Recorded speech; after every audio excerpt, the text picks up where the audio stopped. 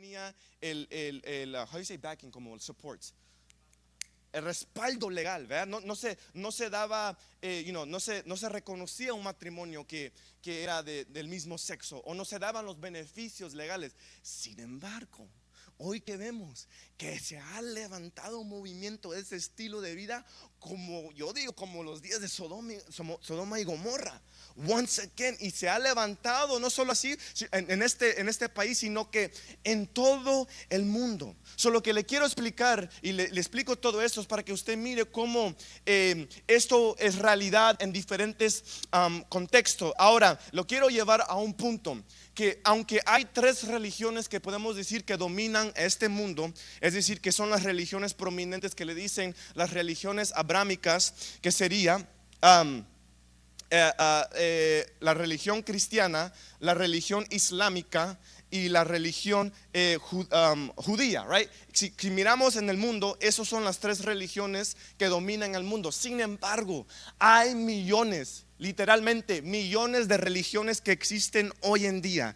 Yo creo que hay una estadística que dice que cada día se crean 1000 más religiones. Oye eso, 1000 más nuevas creencias, que cada día que nos levantamos, no sé cómo, pero se levantan miles de creencias, miles de religiones. Ahora, algo que tenemos que ver es que cada religión, no importa qué es, tienen cosas que podemos encontrar en común.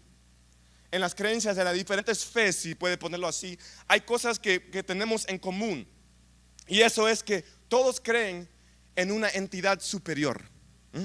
Todos creen en a higher power, en un poder más alto. Creen en un Dios supremo.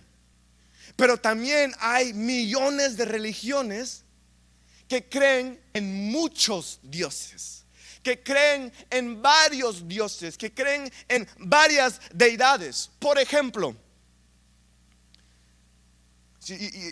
perdón. Muchachos, if it's easier to go, si me pueden ayudar desde atrás, yo creo que sería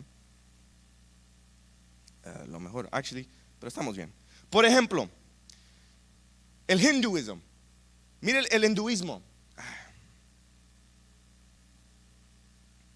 Deme un momentito.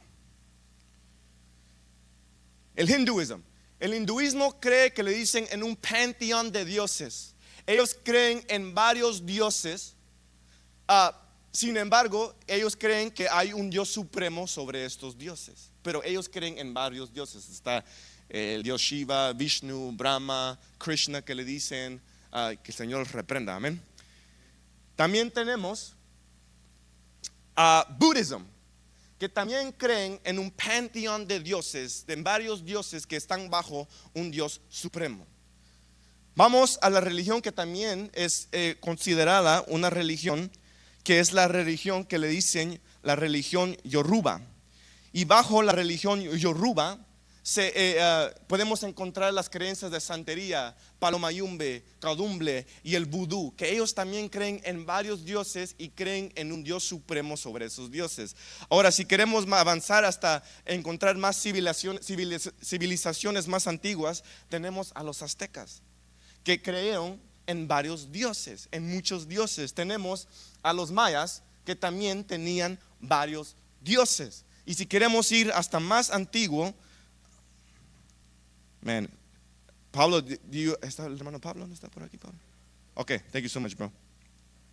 Está, por ejemplo, la civilización griega, que creía también en varios dioses como Zeus, Hércules, y creían en un Dios supremo, que en su religión era Zeus. Pero también tenemos las civilizaciones que vemos en la Biblia, como los cananeos, que tenían a Astera, tenían a Baal y tenían a su Dios como el Dios supremo, que le decían él. Good? You guys good with it? Or? Ok. Ahora, la pregunta que esto me trae a mí es: ¿de dónde vino la idea que existen muchos dioses? Si estamos hablando de creencias que vivieron en diferentes temporadas, o quizás vivieron al mismo tiempo, pero estaban tan lejos, estaban en otras partes del mundo, mi pregunta es: ¿de dónde vino la idea que existen muchos dioses si nosotros creemos en un solo Dios? Amén. ¿De dónde vino esa idea? Porque es una idea tan común que existen muchas deidades. No sé, algo que siempre me pongo a pensar es que ¿por qué sería que cada civilización, aunque no están conectados o cerca del pueblo de Israel, tienen creencias en lo sobrenatural? Tantos ateos. Pero cada civilización que hemos tenido en la fase del mundo ha tenido una creencia en poderes superiores o entidades sobrenaturales. Ahora, para conectar esta pregunta a la Biblia, me pregunto esto. Vemos que el Señor viene a destruir, no a destruir, sí, pues destruye el mundo con un diluvio. Limpia la fase de la tierra porque hay mucha inmoralidad, hay mucho pecado. Can we go? Yeah, we're good. We're good on that. We're good on that slide. Stay on that side. Thank you so much. Limpian el mundo, y después del diluvio, supuestamente el pueblo o la gente que estaba en la tierra llegan a conocer a un solo Dios. Pero mi pregunta es, de ahí en adelante, después del diluvio, ¿cómo estas civilizaciones, cómo es que estos pueblos de ahí en adelante empezaron a adorar a otros dioses si ellos mismos conocieron a un solo Dios? ¿De dónde ellos recibieron la enseñanza de adorar a un Dios fuera del Dios que nosotros conocemos como Yahweh? Can we go to the next slide? The next slide dice así, Josué 24:2, para darle una prueba. Dice, y Josué dijo a todo el pueblo, así dice el Señor. Stick to the one before that. Josué chapter 24 verse 2.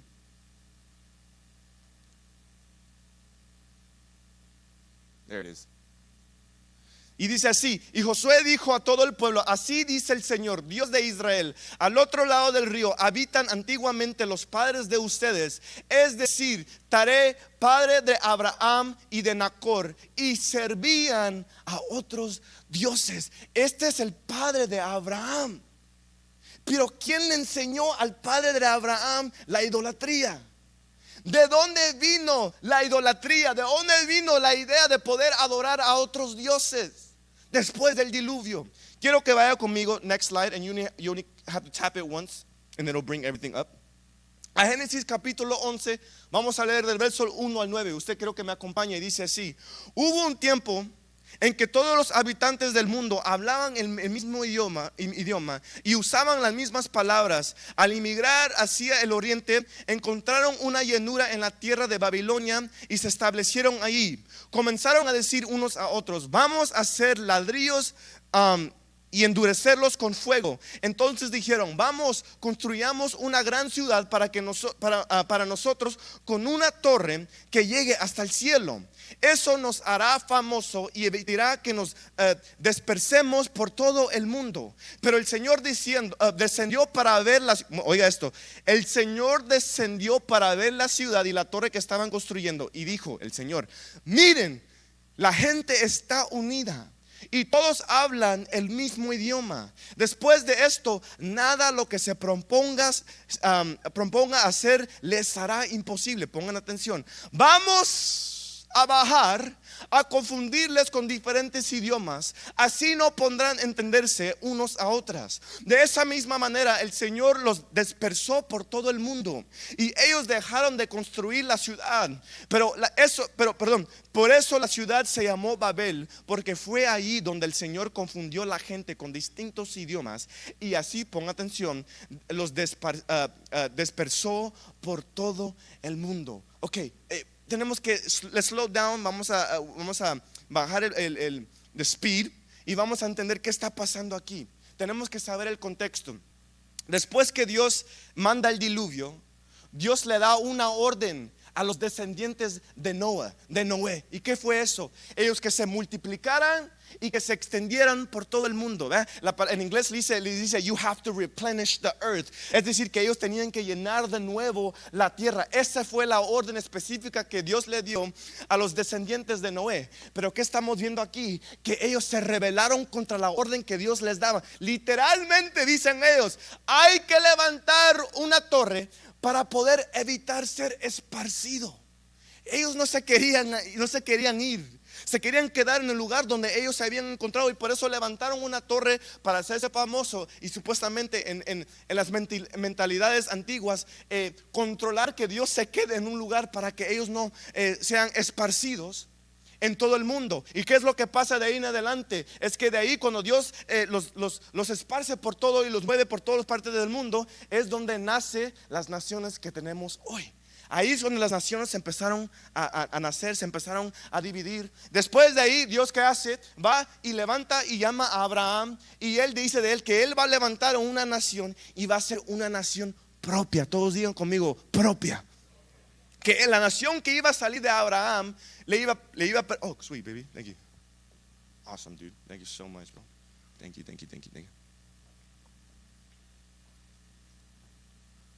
Tecnología. Pero Dios iba a levantar una nación y iba a ser propia. Dios dijo: Abraham, de ti voy a levantar una nación, y esa nación va a ser mía. Ahora, la pregunta es que yo tengo en este versículo: ¿con quién Dios está hablando cuando dice vamos a bajar a confundirlos? Esa palabra es plural. Vamos. ¿Con quién Dios está hablando en ese momento? Yo creo que lo primero que viene a la mente es la Trinidad.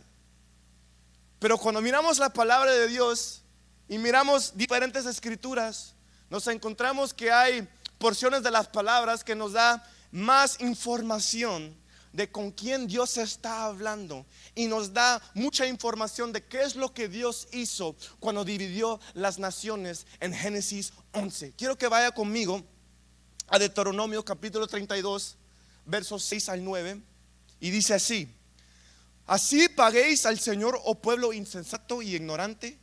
¿No es tu padre el que te compró y él te hizo y te estableció? Acuérdate de los días de antaño. Considera los años de todas las generaciones. Pregunta a tu padre y te lo hará saber, a tus ancianos y ellos te lo dirán.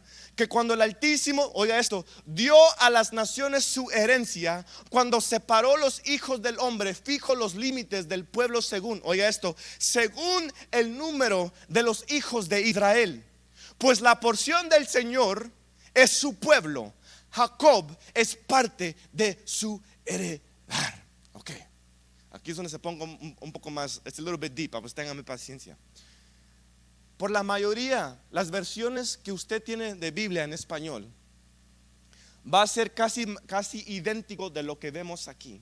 ¿Por qué?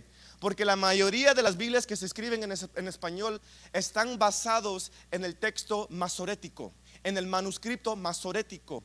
El manuscrito masorético es lo que se empezó a ordenar, se empezó a copiar los manuscritos antiguos para ponerse de una manera más, no sé cómo decirlo, pero Mike, más estándar, you know what I'm saying? Like a standard version of the manuscripts. Y ellos empezaron a traducir, los judíos empezaron a traducir y empezaron a desarrollar este manuscrito en el siglo 6 después de Cristo. Es decir, que quizás Cristo tenía como 3 años de nacido, cuando los judíos empezaron a traducir el Tanakh, empezaron a traducir la Torah, empezaron a traducir los Salmos, ¿ok?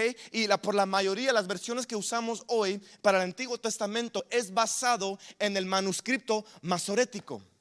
Pero algo más resulta, que en el año 1946 encontramos los manuscritos que le dicen, y aquí tengo para que usted me entienda, tengo una visualization. Estos son los textos masoréticos.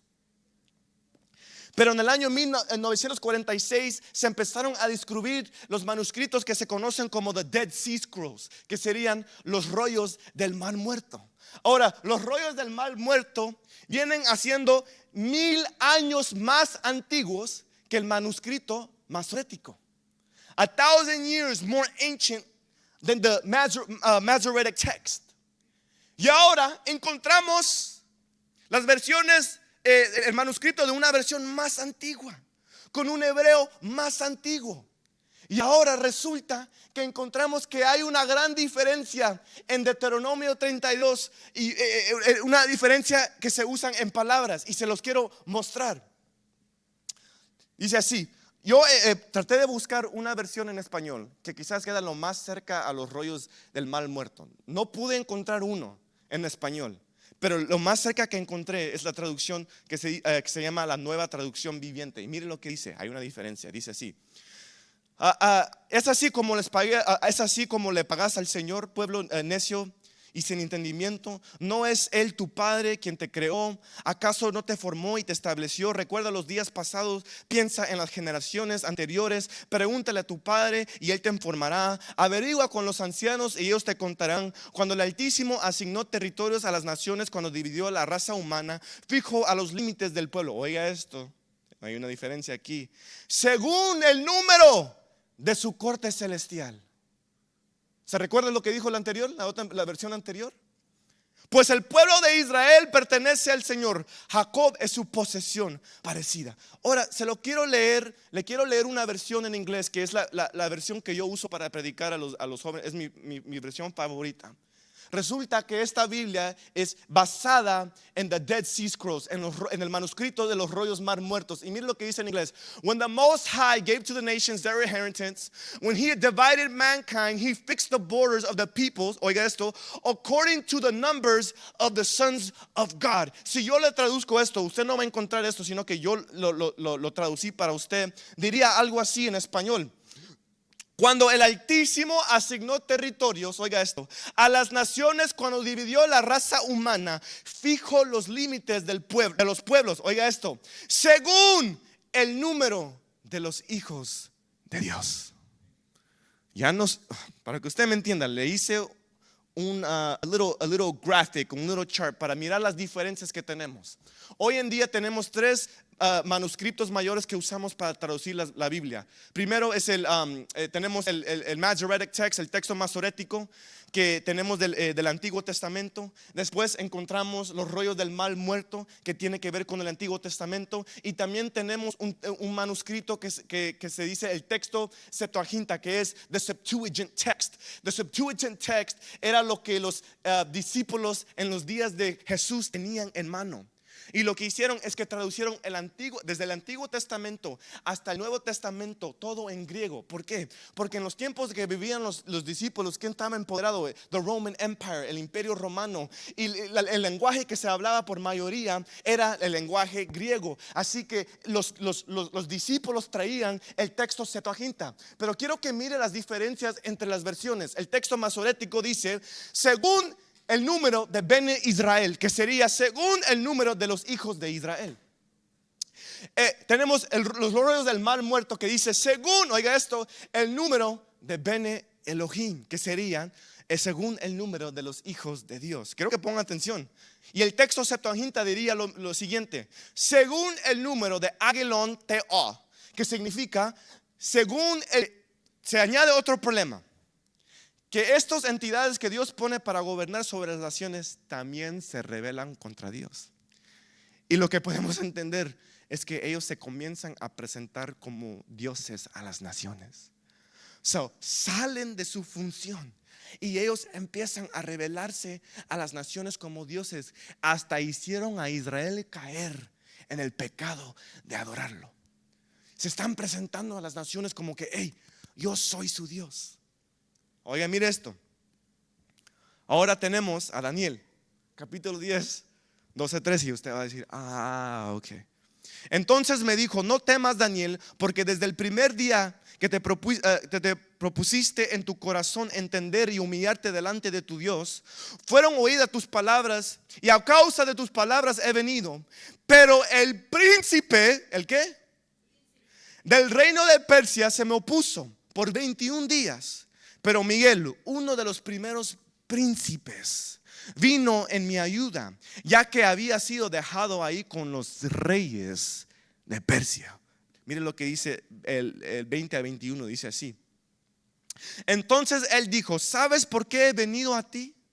Ahora vuelvo para luchar contra el príncipe de Persia.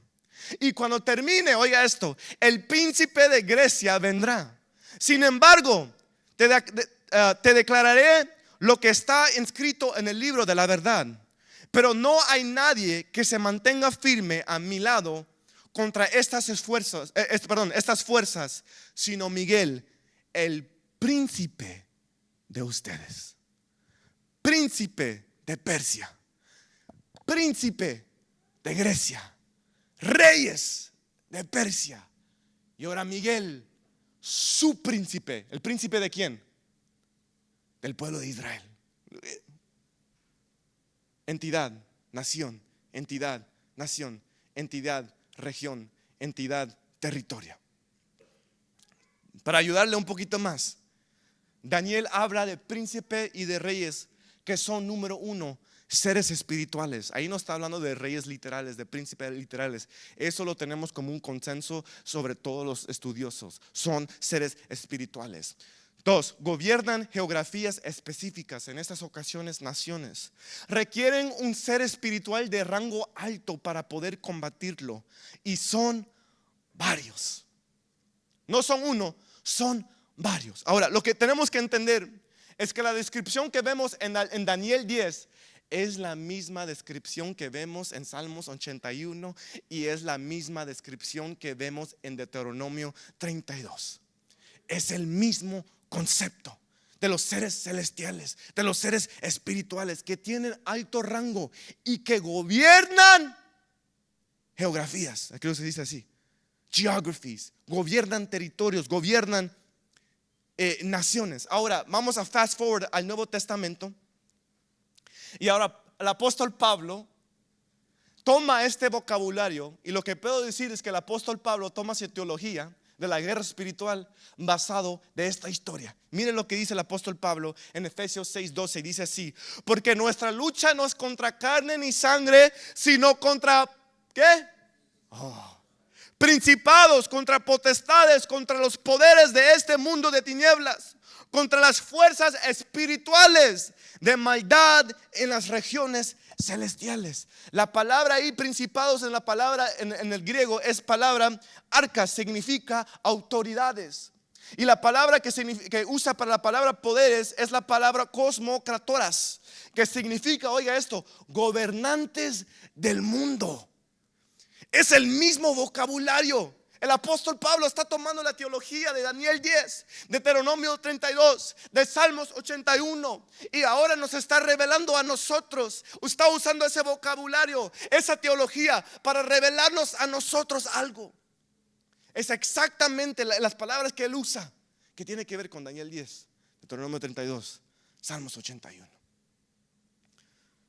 Los hijos de Dios, el ejército celestial, los Elohim, oiga esto, son los principados geográficos.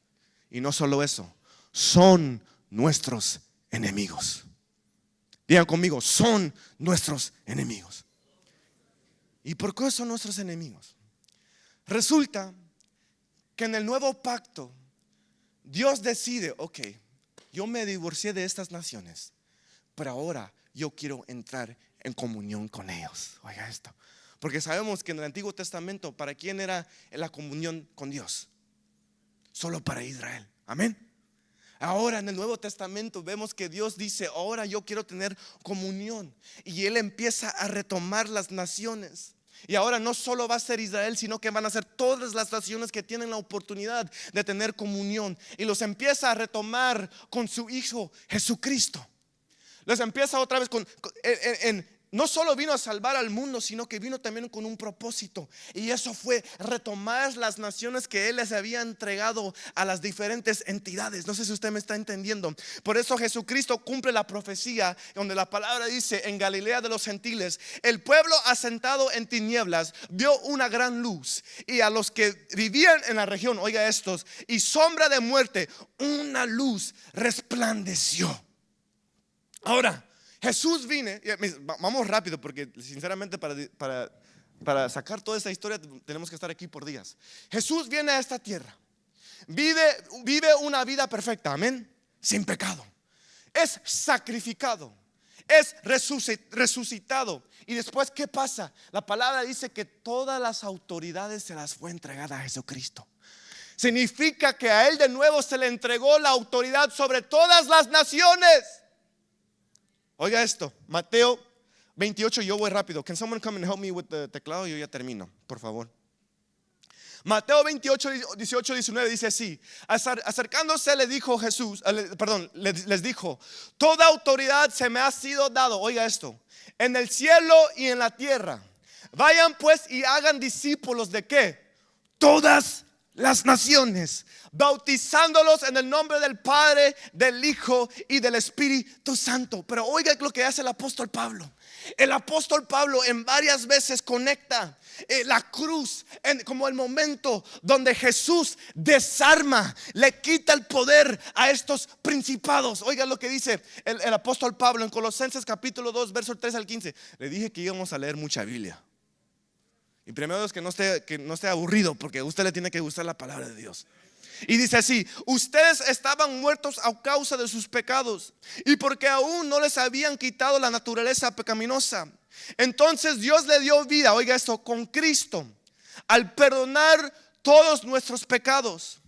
Él anuló el acta con los cargos que había contra nosotros. Y oiga esto, y las eliminó clavándola en la cruz. Oiga esto, de esa manera desarmó a los gobernantes y a todas las autoridades espirituales. Los avergonzó públicamente con su victoria sobre ellos en la cruz. Aleluya. Pero hay otro detalle, que la palabra dice que Jesús no los destruyó, simplemente los desarmó. That's a big detail. Es un detalle grande. ¿Qué significa eso? Que estos gobernantes todavía siguen operando hoy. Que estos gobernantes todavía existen hoy y todavía tienen poder sobre regiones, sobre territorios. Todavía tienen poder sobre gente. Y la única manera de quitarle el poder es cuando alguien recibe el nuevo pacto en Cristo. That's crazy. Mire cómo la Biblia nos habla. Y por eso Dios empieza a levantar y levanta a un apóstol a las naciones. Oiga esto. Él levanta al apóstol Pablo, que su trabajo era ir a predicar a las naciones que no era Israel. Interesante, mire cómo todo va conectado. Y lo que me sorprende mucho es que cuando miramos cuando el apóstol Pablo se presenta a las naciones, a los diferentes pueblos, que por la mayoría, vamos a poner como a summary, el mensaje que él les tiene a esas naciones es: aléjense de sus dioses y bajen sobre la protección y sobre el pacto del Dios verdadero. Eso era el mensaje del apóstol Pablo. Cuando se cut out again. Eso era el can someone help me right here please? Let's see, pro presenter cast.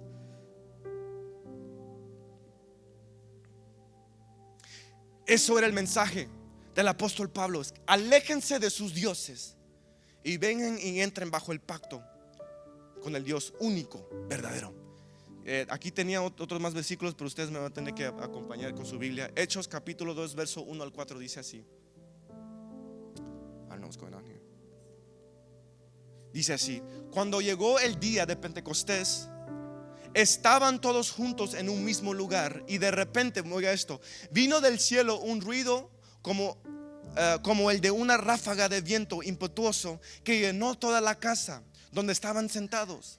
Se les aparecieron lenguas como fuego que repartiéndose, diga conmigo, repartiéndose, se posaron sobre cada uno de ellos. Todos fueron llenos del Espíritu Santo, oiga esto, y comenzaron a hablar en otras lenguas según el Espíritu les daba habilidad para expresarse. Resulta, oiga esto, que la palabra repartiéndose en el texto Septuaginta es la misma palabra que se usa en Deuteronomio 32 cuando Dios divide a las naciones. No sé si usted me está entendiendo. La misma palabra cuando Dios divide las naciones y los entrega a diferentes autoridades, es la misma palabra ahora que se usa cuando dice que el Espíritu Santo empezó a dividir lenguas sobre los hombres en Pentecostés. ¿Qué está pasando en Pentecostés? al fin habían llegado los judíos que estaban esparcidos por todo el mundo, y llegaron de nuevo a mirar qué estaba haciendo el Espíritu Santo. Y cayó el Espíritu Santo sobre ellos y recibieron lenguas actuas para poder ir y tener el lenguaje de poder predicar a las naciones. Look at that.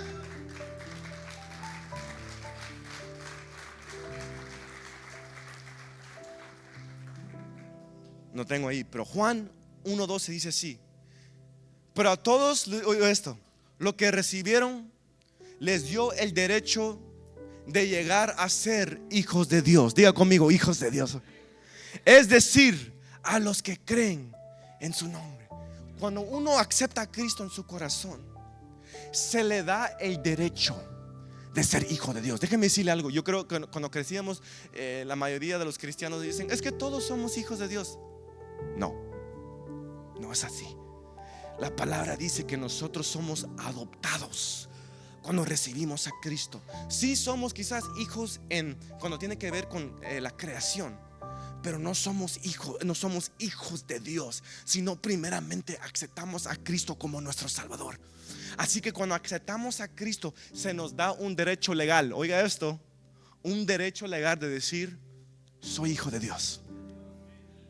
Para que si un día se le tiene que presentar su nombre en una corte celestial, usted saque ese papelito y diga: yo tengo el derecho de decir que legalmente yo soy hijo de Dios.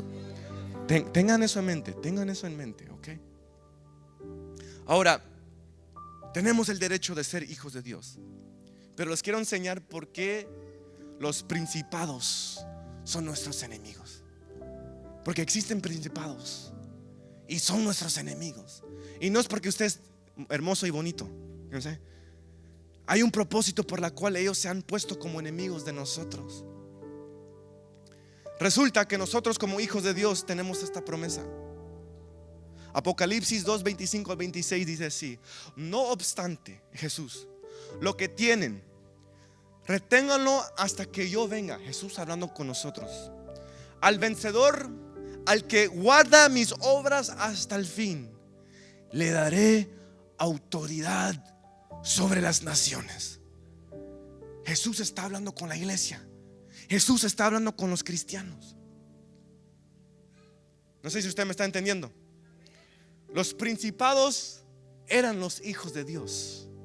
Eran hijos del Altísimo, creados para gobernar a las naciones.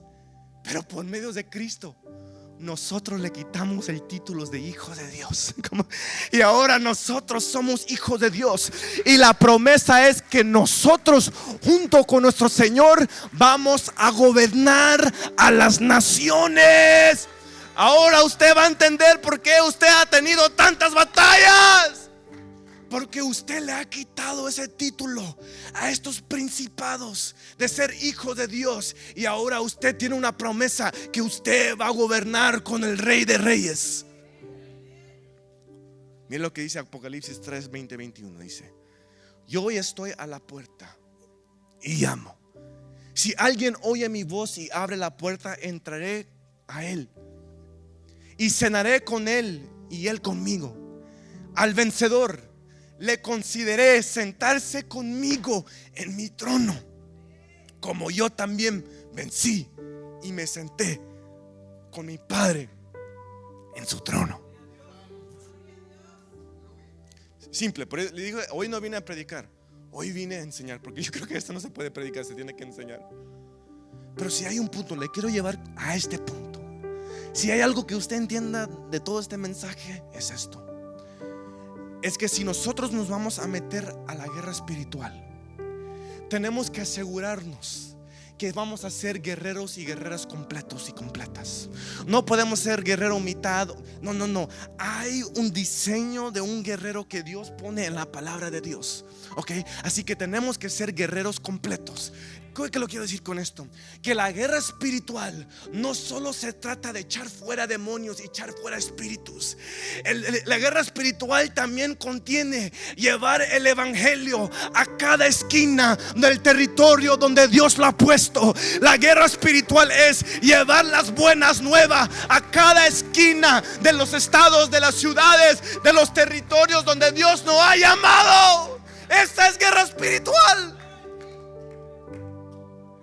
En la guerra espiritual no solo pararse de plataforma y reprender, aunque sí es parte. Echar fuera demonios sí es parte, pero no nos podemos olvidar que la guerra espiritual es alcanzar almas que están bajo los poderes de estos gobernantes. Nosotros quizás no nos podemos poner a tú con los principados. Oye lo que dijo esa entidad cuando se le representó a Daniel. Dijo: hey, se me puso este príncipe y yo no pude con él hasta que vino Miguel, uno de los príncipes principales. Nosotros quizás no nos podemos poner a tú. Quizás nosotros no, ven principado, que hoy vamos a pelear. No tenemos ese rango, pero sí le podemos dar guerra retomando los territorios que ellos gobiernan. ¿Cómo? Porque cada persona que recibe a Cristo significa que el poder se le está arrebatando a esas potestades. Es increíble. Yo creo que la iglesia está fallando en esa manera, que le hemos quitado el enfoque de salir a las calles y predicar el evangelio. Hacemos conferencias de echar fuera demonios, todos llegan. Hacemos conferencias de evangelismos, nadie llega. Estamos haciendo la guerra espiritual incompletamente. Tenemos que llevar el evangelio, mis hermanos, a las calles. Tenemos que llevar el evangelio a nuestras comunidades. Tenemos que llevar el evangelio a nuestros vecindarios, a nuestros amigos. Nosotros estamos saliendo mucho a evangelizar. Cada sábado salimos a evangelizar a los parques. Y usted no se da cuenta cuánta gente nos encontramos. Que la última vez, sinceramente, el corazón, llegué a casa con mi corazón hecho en pedazos, de ver cuánta gente está batallando con trastornos mentales, con enfermedades mentales, batallando con espíritus, con demonios. En un ratito de como de 4 minutos me llegaron 3 personas que tenían esquizofrenia en el parque.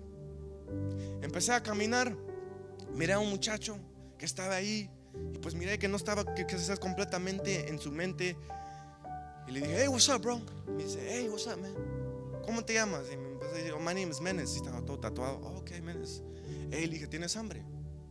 Sí, man, tengo mucha hambre y tengo mucha sed. Le digo: ven, ahí tenemos comida. Ok, me dice: ¿puedo ir contigo a comer? Sí, ven ahí. Le digo: pero hay un chiste. Me dice: ¿qué es el chiste? Si te voy a dar de comer, me tienes que dejar de hablarte de Cristo. Y él me dice: no puedo. ¿Por qué no? Digo: porque yo soy el diablo. Y le dije: ¿tú eres el diablo? Sí. ¿Tú conoces al diablo? Lo conozco, le dije. Yo soy él. Fíjate, bro, le dije, yo conozco muy bien al diablo. Yo conozco cómo se mira, yo conozco cómo habla, yo conozco cómo se mueve. Tú no eres el diablo. ¿No? ¿Cómo sabes? Le digo: ven, te voy a enseñar. Y empecé a hablar de la Biblia. Oh, que yo no soy el diablo. Y empezamos a sentar a hablar más y más y más. Y le digo: cuéntame de tu historia. Y empezó a decir: un día yo estaba en la calle y me atropelló una troca. Y me enseñó todos los scars, todas las cirugías que tenía. De ese punto en adelante, dice, del temor que yo tenía de salir, me cayó esquizofrenia. Oh, ya empecé a entender. Y de ahí empezamos a hablar y se le iba a la mente y me decía un montón de cosas. Y de repente como que le conectaba y me decía: oh, yo sé que ahorita estoy diciendo hasta de más. Es mi esquizofrenia. En momentos se conecta. Wow. Yo empecé a, a analizar y mi corazón se conmovía con compasión. Otro muchacho vino y se miraba en los ojos que no estaba bien. Se miraba que venía de vida de la calle. Le empezamos a dar de comer. Le empezamos a decir: hey, ¿podemos orar por ti? ¿Tienes una petición? ¿Conoces de Cristo? Empezó a decir: sí, fíjate que crecí en una iglesia, una familia que era cristiana.